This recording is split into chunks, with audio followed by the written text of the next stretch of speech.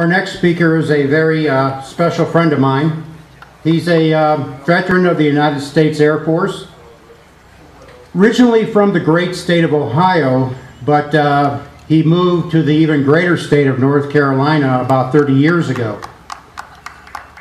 He'll be speaking on the meaning of an ancient Hebrew war cry. Please welcome Dave Dombrosky.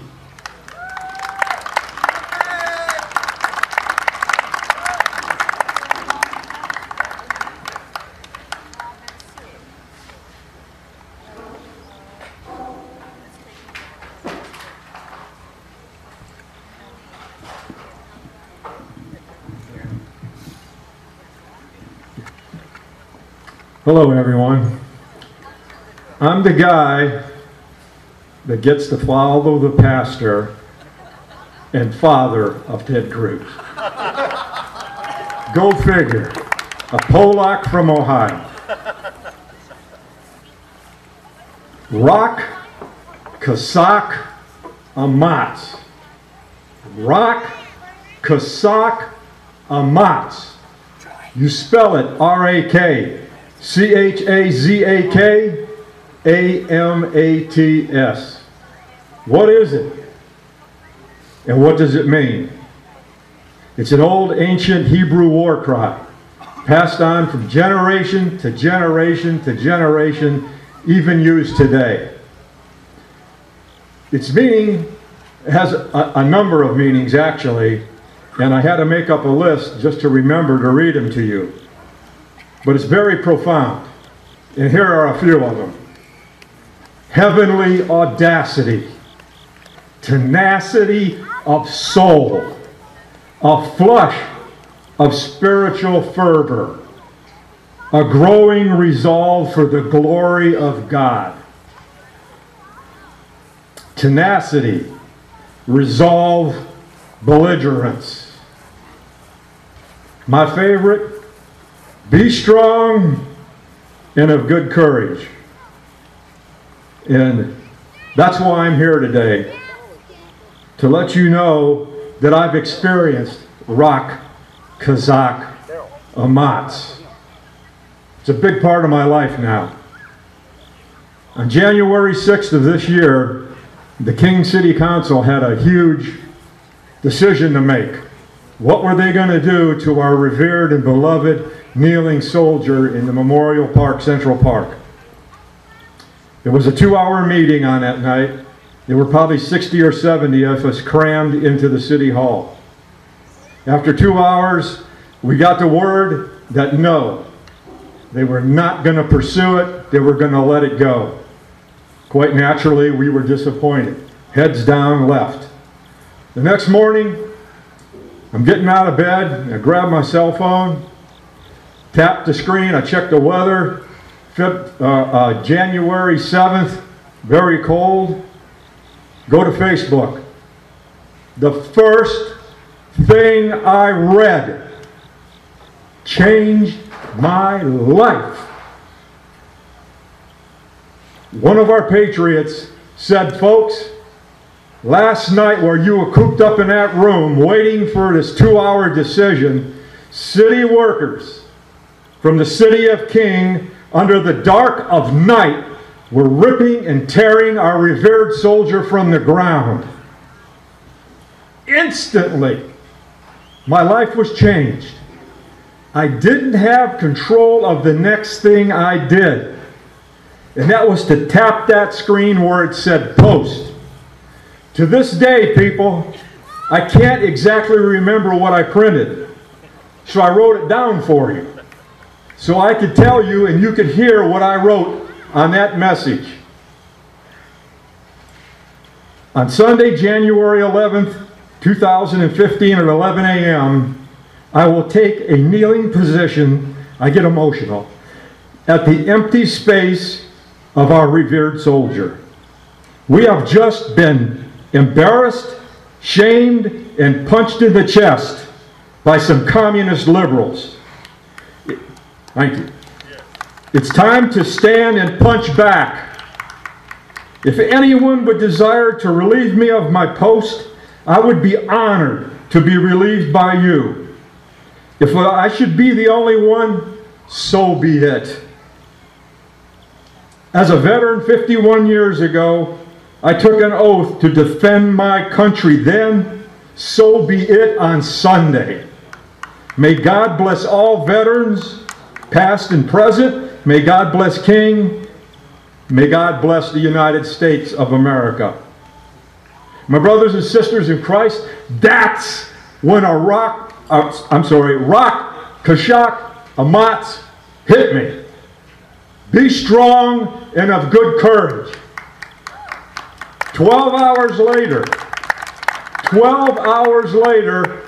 that entire page was filled up with different posts, different sentiments, preachers saying, I'll be there. Taylor Vaden, who a lot of people know in Stokes County, was going to be there to sing. Daryl and Paula Calloway took the responsibility for arranging things, and people, by that afternoon or that evening, there were so many people signing up that they had to go to the city hall and get a permit. That's Rock Kasak Amatz. That's heavenly audacity, tenacity of soul. Sunday rolled around. It's 10:30. I'm always punctual. I'm going to get out to the park. I'm rolling in. There's plenty of cars. There's a big tan transport truck from the Army. There's people milling about. There's signs. There's flags. My heart welled up. I said, man, this is for real, dude. This is for real. I parked the car, or my truck. I start walking with my two canes up the sidewalk. All of a sudden I hear, here he is. He's here. There he is. So I turn around. There's nobody there. Who in the H are they talking about? So I turn back around. They're coming towards me. They're looking at me. They're pointing at me. I'm a nobody from nowhere. I live on Nowhere Street. I'm just the guy next door. And suddenly it hits me. Oh my God, they're talking about me. They're coming to me. The blood pressure goes up. The anxiety goes up. What am I going to do? Suddenly a calmness hit me. There's a hand on my back shoulder. There wasn't anybody there. It was the Spirit of God. It was Rock Kasak Amatz. And so I fulfilled my responsibility. I stood up and I walked up, greeted people, talked to people at 11 o'clock promptly, like we said we'd do. I had my two grandsons, Cooper and Griffin, 7 and 5, next to me on either side. I had Scotty Spielman on the right side, Mike Horton on my left side. Because I have a problem, they helped me kneel down. I leaned over and I whispered to the two boys. I said, boys, we're going to say the Our Father nice and quiet. It's just between us. And so we started to pray, Our Father who art in heaven. I get halfway through it and I hear this noise. And I'm thinking, oh my God, what's happening? Is someone disturbing this thing or what? So I stop.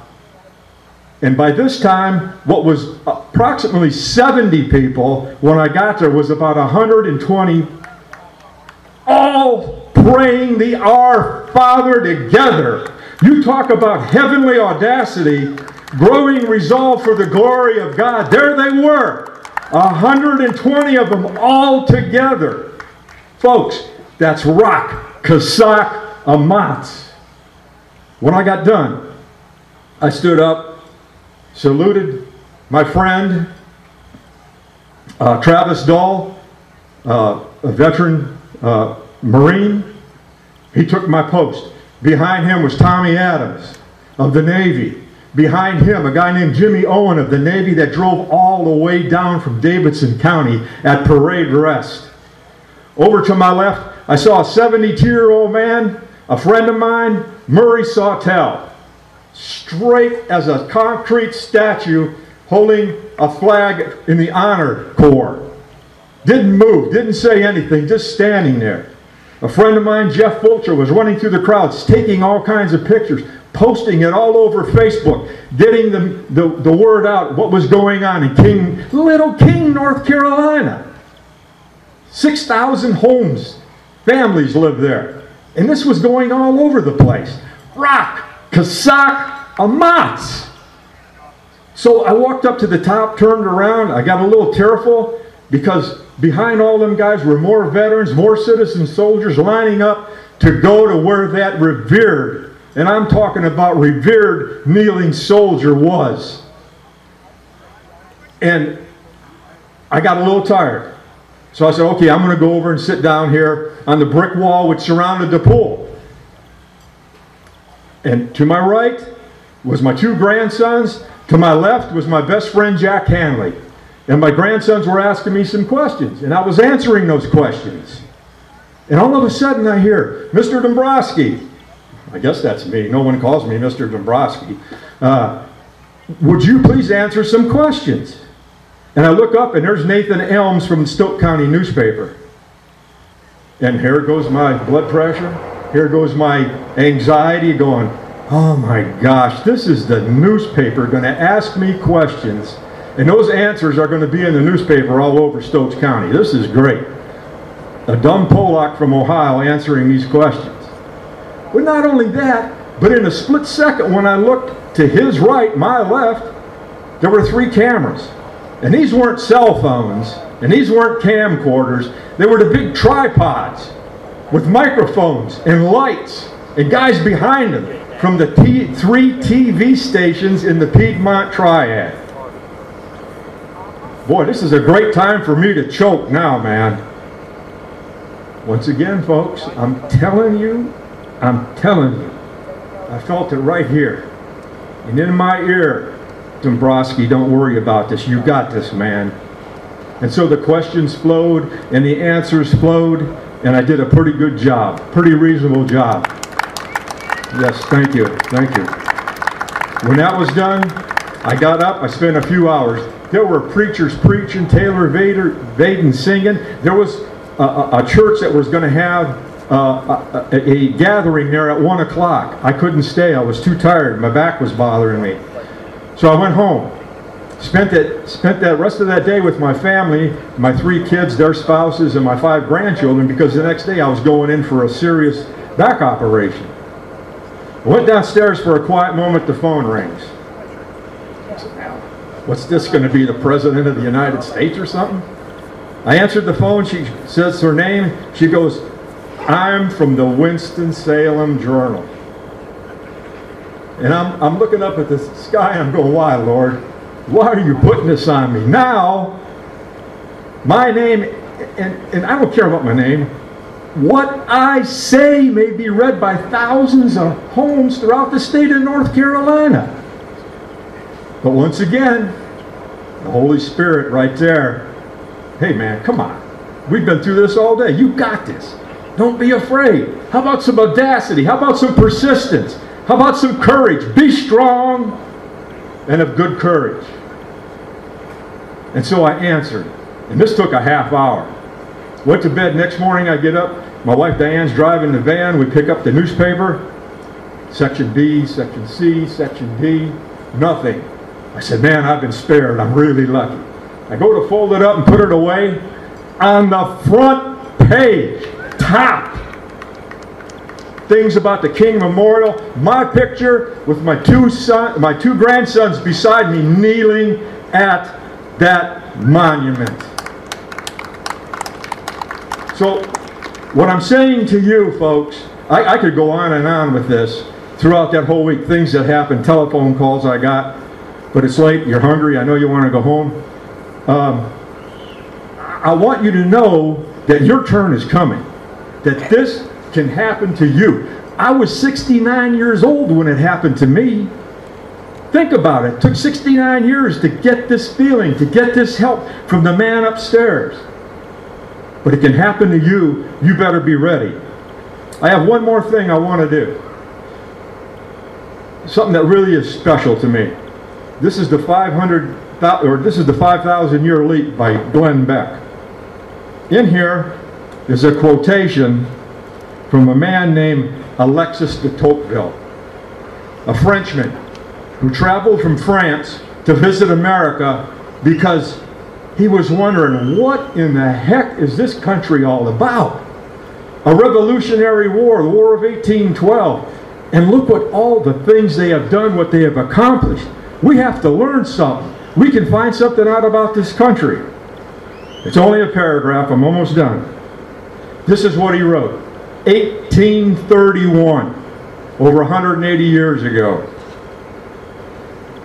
I sought for the greatness and genius of America in her commodious harbors and her ample rivers. And it was not there. In her fertile fields and boundless prairies. It was not there. In her rich mines and in her vast commerce. It was not there. Now get ready. Here it comes. Not until I went to the churches of America and heard her pulpits aflame with righteousness did I understand the secrets of her genius and her power. Here comes the big one. This is the grand finale right here, folks. It's hard for me to say this because I get teary-eyed, because it means so much to me. But the last that he wrote was, America is great because she is good. And if America ever ceases to be good, America will cease to be great. Let me repeat that again. Do you understand what he's saying? America is great because she is good. Well, you know what? He's talking about you. He's talking about me. He's talking about us. And the us can stand for the United States of America. And what we must do is we must have that heavenly audacity, the tenacity of soul that I spoke about, a flush of spiritual fervor, a growing resolve for the greater glory. Bring in the Spirit of God. Tenacity, resolve, and belligerence. My brothers and sisters in Jesus Christ, be strong and of good courage. Thank you very much. God bless you all, and God bless America.